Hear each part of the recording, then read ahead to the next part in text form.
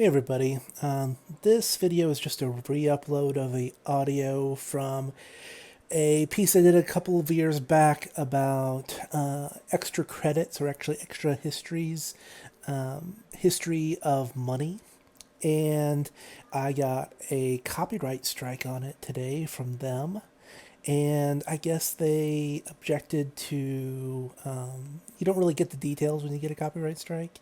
I guess to the background or the audio, because all it is really me talking, and it was only part 8, which was the conclusion, and I guess the parts 1 through 7 had more of the stop and pause and commentary and go back and forth. That would be more obviously fair use.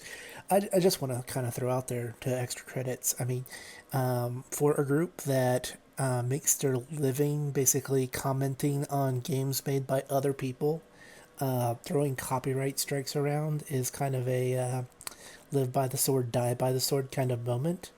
So just consider that.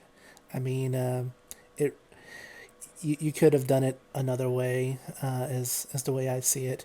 And anyway, ironically, this re-upload might make this information way more timely, because we've been trapped in an economic period where the gold and silver prices have been artificially fixed, basically by government approval and central bank control. And we're starting to move in an environment again where it looks like the gold and silver prices may finally be breaking free of the central bank control, that they're at least having to retreat from their magical pretend land where they believe that everything in the economy is great and they can just keep interest rates at 0% forever, and people will keep plowing their life savings into investments that yield worse than the real rate of inflation. Anyway, let's put it that way. So this information might be a couple of years old, but it's actually really great information for people to be reviewing right now. So even though it's a little bit old, I recommend you stick around and listen to it. I had to get rid of the background and the little music because it was provided by, I guess, extra credits, although I was doing commentary over the top of it. So enjoy, guys. Really hope this information helps you out. Okay, welcome back, everybody. This is my final little chapter here that I'm going to do on critiquing the history of paper money and the various arguments put forward by the people here at Extra Credits.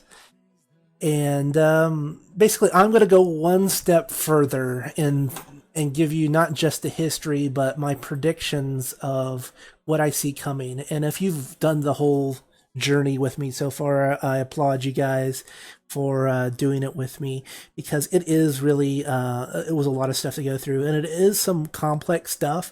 But the reason why we do it is because guess what you get up every single morning to do.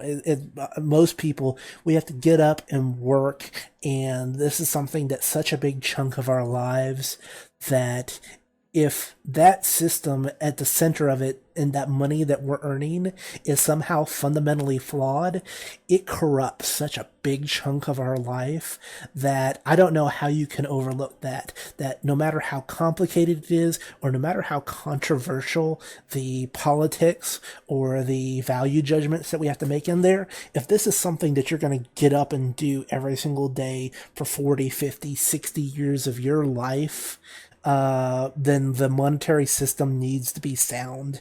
And any time that you can spend in order to understand this and make good choices with your money is absolutely vital, I think. Otherwise, what are you going to work for? Are you going to work to save a bunch of money so it can be stolen in some kind of crazy monetary scheme?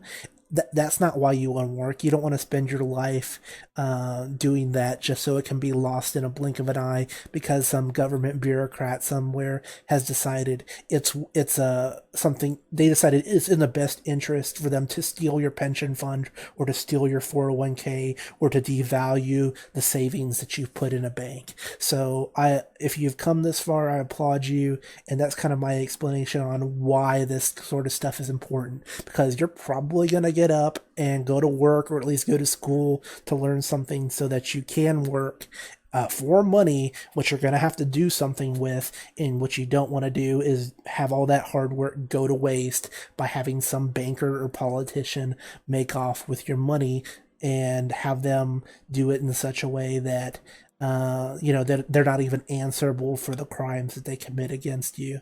If somebody breaks in your house, you can at least make a report to the police, and probably eventually that crook will be caught after vandalizing a bunch of people. But the criminals and the higher echelons, the criminals in the banks and the criminals in the government, they don't get caught. They don't get hung. So you need to protect yourself. So let me get down into what I see as the next step in the system. And I kind of gave the prelude into this as I explained what happened in the 2008 system, where the Federal Reserve has bought all of these toxic assets. And in order to do that, the Federal Reserve created out of thin air $4 trillion, whereas the base money supply before was about 1 trillion. Now it's about 5 trillion. I'm using rough numbers here, but work with me. I'm trying to keep it simple for you guys. Basically, they created this money out of thin air, and they primarily did two things with it. They bought the bad housing loans, so they bailed out all the people that made risky bets on houses. And then the other thing is they bought government bonds so that the government didn't have to cut back on spending or increase taxes. The government was allowed to keep up all the military stuff. The government was allowed to keep up all the welfare stuff. And they didn't even have to ask for increased taxes to do this. So basically, we were kept on an unsustainable path by bankers just magically generating a bunch of money. And then I kind of alluded to this before, but the question is, well, if the government has created all of this money and you say there's going to be a currency crisis, why hasn't it happened yet? Why haven't we seen major inflation? I mean, we do see gradual inflation, but it's inflation of roughly the type that we would consider normal-ish. Not crazy hyperinflation like we see in Venezuela, where people are like carrying giant stacks of money around to buy loaves of bread if the bread is even available. That's an example of hyperinflation. And I alluded to this process before, is that basically the money that's been created by the Federal Reserve is basically like the gunpowder, and it's just waiting for the spark. And the spark is money velocity. So basically, the effective money in the money supply right now is much lower because after the crisis, money velocity dropped off a cliff. People held onto money much more tightly. They spent less, which means the amount of flow of money in the economy currently is much less than it was prior to the recession. Even if the absolute amount of money in the system is higher now than it was before because of all of the money printing. And this has been explained throughout that once money gets into the system and it gets into the fractional reserve system, it can be multiplied multiple times, up to 10 times is usually what's stated, but that's only if the bank is actually keeping the proper reserves on hand. The multiplication effect can actually be higher if they are actually cheating on their reserve requirements. So basically, the money that's been created by the Federal Reserve is base money. It's not money that has gone through the multiplier effect. So when that money gets hit in the system, and it eventually will, it'll get lent out, the goods will get sold. If it gets put into the system in any such a way that it causes the velocity of money to increase, it can have a pile-on effect, because people notice this. When one person rushes in and tries to be the first one to cash out of the system, everybody else is going to take notice and say, hey, what is this one group over here doing? They're getting out of these US dollar denominated assets. Maybe I need to get out of those dollar denominated assets too.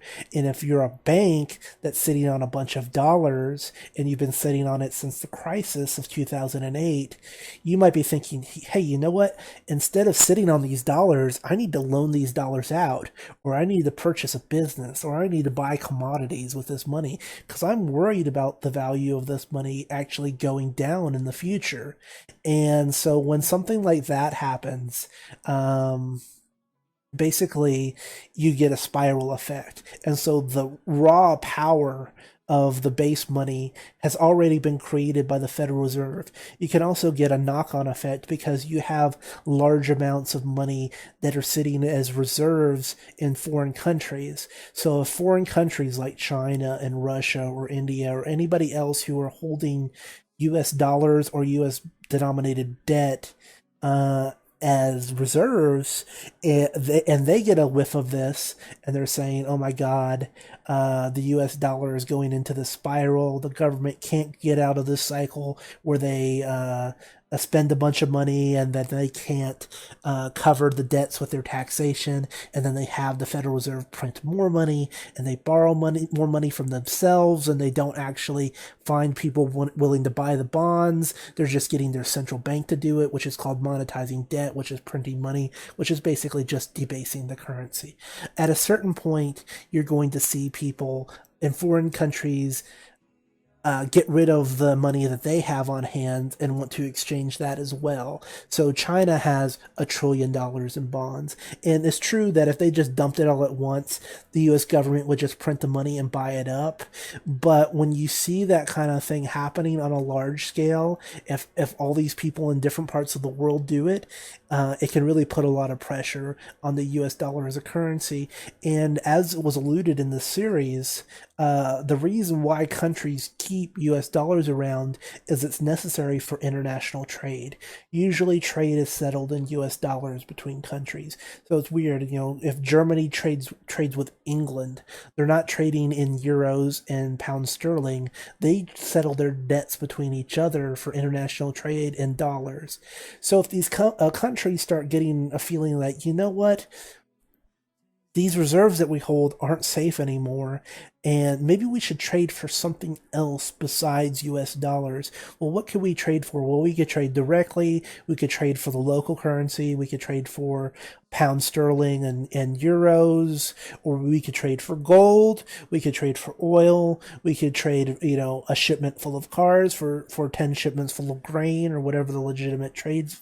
Basically, anything that moves away the US dollar away from the system of it being central to international trade also erodes the value of the US dollar, because fewer people in foreign countries are going to be incentivized to hold on to US dollars. So that's another thing that's eroding the value out of the US dollar.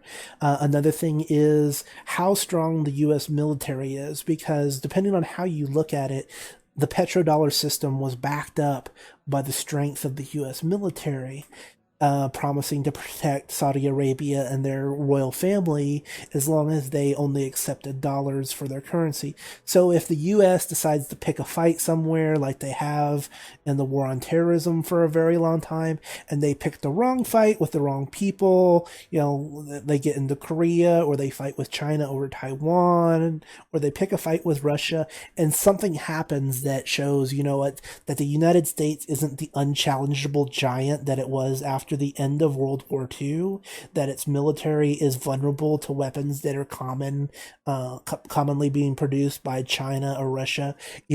I'm along the lines of thinking like aircraft carriers today that we have are sort of like battleships at the start of World War II, that we thought these battleships were really important to the war. and really they were just big targets now that the aircraft carriers had replaced them. When you're looking at some of these like hypersonic missiles that China and Russia have, it makes a lot of the U.S. military look kind of out of date, or at least not as supremely powerful as they were in the past. So, especially if it looks like the United States no longer has the will to intervene in places like Syria, that the costs are too high, that the U.S. taxpayer can't support the military on their own anymore, that we can't get NATO and the UN and other countries to back us up when we go into places because some of the stuff that we've been doing is shady and not necessarily in the best interests of peace.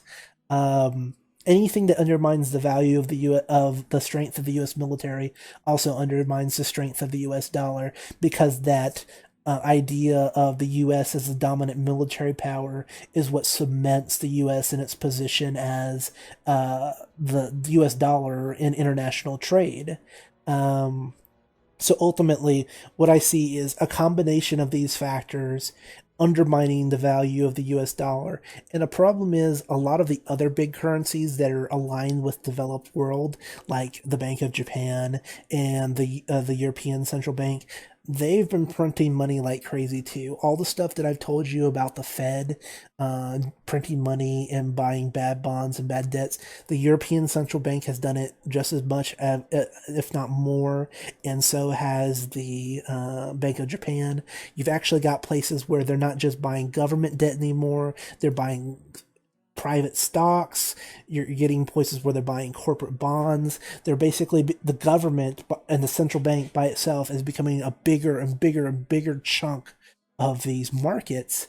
And they're just kind of invested into this stock market bubble the way it is now, because they're dumping all this money into the system, and that's what's got the stock market and the bond market raised up so high. So a lot of these countries, there's not really a second place to run to. It's not like the United States can have a crisis and Japan or Europe can take over, because they have done the same sort of irresponsible sort of actions that the other ones that the United States has. What we're going to see is kind of like a gradual eroding of the use of the US dollar in international trade, because, unless and this goes to both parties, I'm not going to make it about one party or the other party, because every president has done it. Every president, whether they're Republican or Democrat, has left with more government debt than the previous ones, and it's sad. It's almost like it's doubling every 8 years, and the economy has gotten used to it doubling every 8 years, and so it's not a system that can be maintained. You cannot double the national debt every 8 years and expect to come out ahead in and produce a stable system. So you see other countries, they're making hedges. The most notable thing, and I mentioned this one time before, was that China is now settling for an international trade with places like Russia and Iran and Saudi Arabia. It's quiet and it's small right now. They're settling for things other than U.S. dollars, and so if it ever gets to the point where this becomes bigger and more official, and it's kind of and you can see the pace of it is increasing. If you were to like dot the little instances of other countries settling trade in something besides the US dollar, 10 years ago, it would have been like really tiny, and you would just see one or two a year, and it would gradually increase. And if you've ever seen a chart where something is increasing exponentially, where you get that hockey stick effect on the chart, that's what you see when you're looking at trade outside of the US dollar, that it's making that turn, and you're getting this dramatic increase in trade in things other than the US dollar. And when that happens, the US dollar is going to take a major hit in terms of its value, because all of those dollars that were once necessary to be held overseas are going to become rushing home. The only people that are going to be buying additional US debt has been the central bank, and so that is going to keep undermining the currency. we're going to create probably about $2 trillion in debt this year, new government debt, and foreign countries are not buying that debt. The banks and the banks are buying the debt domestically, and they're buying it because the Federal Reserve will pay them to buy it with extra funny money. That they're making themselves. So basically, you've got quantitative easing, you've got money printing going on. So there's either going to have to be this major shift where the US gets its economic house in order and dramatically either cut spending or increases taxes or some kind of combination of the two. And then all of a sudden, the US is a second rate power. And no one is really a first rate power. It doesn't mean the Chinese are going to suddenly pop up and take over. They might have a more sound currency, and they might be able to dictate things in a more with more power than they had in the past economically. China could become a really big trade hub, but they still won't have the sort of military control that the United States has enjoyed since 1945, after the end of World War II and after the end of the Cold War.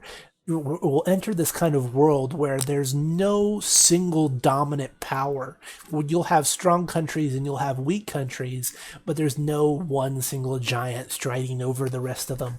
The US will have its problems that it'll have to endure, but other countries have their own debt issues, and China is among them. The difference with China is that China is amassing gold reserves secretly. China is one of the world's largest gold miners, and it is actually illegal to export gold from China. So no gold leaves China. And so you've got a lot of countries like Russia and China that are increasing their gold reserves, whereas and they're importing gold from all over the world. You hear about all of these flights where gold is leaving London from their gold exchanges in London. It's going to Switzerland. It's being melted down from bars that were preferred in Western increments. It's being melted down into kilo bars that the Chinese prefer, and it's flowing one direction. It's flowing from Europe and America to China, and it's not flowing the other way. So the Chinese are building up this stockpile. So what you're going to have one day is the Chinese don't want to upset the apple cart because they are really dependent on foreign trade, and they'll go along with this system as long as they see benefit in this system. If they think they can extend the system and continue operating in it, business as normal will continue. But if the United States goes too far off the deep end, if they keep printing money, if they make, say, threats against China to their trade and have a battle in the South China Sea or something like that and try to corner China, China's got this power at any given time that they can come out and say, guess what, guys? We're going to settle foreign trade in gold now. And they can have this massive amount of gold reserves that they have built up over the years that they're not reporting on their official documents. But if you look at the import and export figures, how much gold goes into the Shanghai Commodity Exchange, how much gold goes through exchanges in Hong Kong and then goes into mainland China and never comes back out. The amount of gold estimated by some of these experts is more than 3 times the amount of gold that America supposedly has available to it, something like 25,000 tons, whereas the United States claims to have 8,000 tons. And then you have the problem of, does the United States actually have the gold reserves that they claim to have? Because this has been a major issue. We kind of have these joke visits to Fort Knox, where they send the new Treasury Secretary to go and pose out in front of Fort Knox holding one gold bar and then saying, hooray, our gold is safe, everything is great, long live America. And he's holding one bar of gold. That's not an audit of our gold supply. That's not a legitimate third-party auditing, vetting of the gold supply to the public. And this goes back to the problem I discussed before of gold leasing, that basically one of the mechanisms by which the US dollar has remained in control this long is by making the price of gold look lower than it is. And the way they've made the price of gold look lower than it should be is by suppressing the price. So, how do you suppress the price of gold? By increasing the perceived supply. And I've mentioned this before earlier in the series. If money leaves Fort Knox and goes to, say, the Central Reserve Bank, the Federal Reserve, who considers themselves to be the owners of that gold, they can then lease that gold out to people, and they lease it, but they keep it on their books. They say we have this gold and we've leased out, and we're collecting. They don't take it off when they lease it. They don't remove it from their books, and then the next entity that gets a hold of the gold, well, they consider themselves as a holder of that gold, and they can lease it out again. So they go through this process of rehypothecation, is what they call it, and it leads to fractional reserve gold system. So at the end of the day, they've done this in order, because gold is used as a barometer in the system, that people usually buy gold when they see a problem, and when they do that, the price goes up, and when the price for gold goes down, that's usually interpreted as healthy for the economy. So by going through this kind of fraudulent scheme of selling the same gold multiple times over, and by tricking people into unallocated gold accounts, gold futures, gold derivatives like GLD, they have created vastly more paper claims on gold than there is actual gold in the system. And so if China at any point pushes a gold backing of their currency, which they can do since they have been building up these massive gold reserves, with the United States and other Western countries are going to be in a major problem with how they can settle this issue, because in my personal opinion, when they finally go to do an official audit and the word goes out, when the shit really hits the fan, that 8,000 tons of gold that we say we have in Fort Knox isn't going to be there, and there's going to be multiple people who think that they own that gold, who are going to go to their brokers or their financial institutions and say, hey, where's the gold you said you had for me? And they're going to say, well, we don't really have it, and you're probably not going to get it, because when the crisis hits, the value of gold is going to skyrocket, because what you're going to have is a economic reset, and basically all the bad debts that we've created so far with our funny money are going to have to be revalued by melting away the gold, by revaluing gold. So at a certain point in our past, the last gold spike was in 1980. The price of gold spiked back then to about $800. And at that point in time, the gold on reserve in Fort Knox would have covered every cent of the U.S. of the outstanding money supply.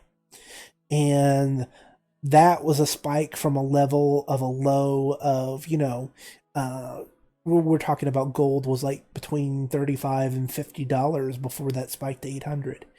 And what we're going to see is another spike to those sort of levels, where the amount of actual gold, first off, there will have to be a reaccounting of all the gold and legitimizing of that gold on hand, and then that gold will need to be revalued in order to properly back all of the US dollars. And probably what will happen is a lot of people will lose a lot of the value of their dollar holdings relative to what those dollars can actually buy. You'll either lose a lot, you could go the inflation route or the deflation route. If it's the deflation route, the banks will close, and you'll wake up one morning and you'll only have, say, 30% of the money that you used to have in your bank account, because the government had to revalue the dollar, and they had to revalue it down to pay down the debt. The other way is they could just print the money, and so the money gets into the system and it's hyperinflated away. And which way it goes is really the same effect. It's just breaking of the promises. One way is breaking it directly by having the banks fail and steal a portion of some of, or all of your money. The other way is breaking the promises that have been made by printing a bunch of money and then devaluing the money that you hold. And really only the people that are holding gold and silver, or have some kind of alternate trading means at their system, like a cryptocurrency, And I'm not a huge cryptocurrency person, but I have dabbled in it. And I really do see cryptocurrencies as a future means of trade because in this information age economy, when two people can get online and trade something, why do they need a corrupt government in the third party taking a cut of the action and forcing them into this centralized system that can just be corrupted by, dirty officials that have all of this power. And it's not like you can perpetually find honest people to staff those positions. It's the power itself that leads them to absolute power corrupts absolutely. And if you have all the money, you have all the power. And if you have the printing press, you effectively have all the money. So it's just a major issue where that amount of power can't be trusted in the hands of any government official. And even if you find one honest guy to run it for a period of time, there's no guarantee that the next guy who takes over after him is going to be as honest. So you've got an inherently stable system, and what you're going to need to do is move to a more decentralized system where you're moving to systems where you don't have to trust a paper promise, where you're either trading in gold or silver, or you're trading for a commodity backed cryptocurrency like a cryptocurrency that you can redeem in gold, or even just a cryptocurrency like Bitcoin, where there's a limited supply of the currency and there's no way for any government to cheat. And honestly, for all the people who say that this is like a negative system, there are other ways to extend credit. There are other ways of increasing the money supply other than having a corrupt government have absolute control over the supply of the money and then use that to fund big and crazy wars, which has been a common theme in this entire series. So that's the way I see it going down, guys. And honestly, if you've taken away any of this, I'm not a financial expert, but I wouldn't have all of my money in paper assets and promises at some brokerage right now. I would have physical things of value around me that would be able to survive in a kind of economic reset. And these things are not uncommon in history, as Extra Credits has shown us. These kind of resets happen in lots of different countries, and I think I mentioned it before. Average age for a monetary reset is about 40 years. We're overdue, and we're probably going to see one soon. I hope you guys enjoyed this. If you did, leave a like on my videos. Comment if you have any questions. If you think I've missed something that I need to consider, post it. I would love to hear about it. This is like my main dig, and I will see if I can dig up something else economic related for you guys in the future if you guys like this. And I hope you did, and I will see you then. Have a good one.